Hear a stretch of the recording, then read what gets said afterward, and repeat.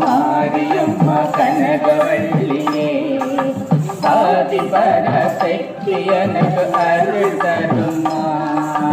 அம்மா கருமாரியம்மா கனகவல்லியே ஆதிபராசக்தி எனக்கு அருள் தருமா.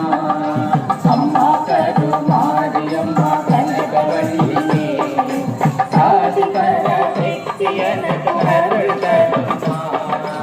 அம்மா கருமாரியம்மா கனகவல்லியே ஆதிபராசக்தி எனக்கு அருள் தருமா. அம்மா கருமாரியம்மா கனகவல்லியே ஆதிபராசக்தி எனக்கு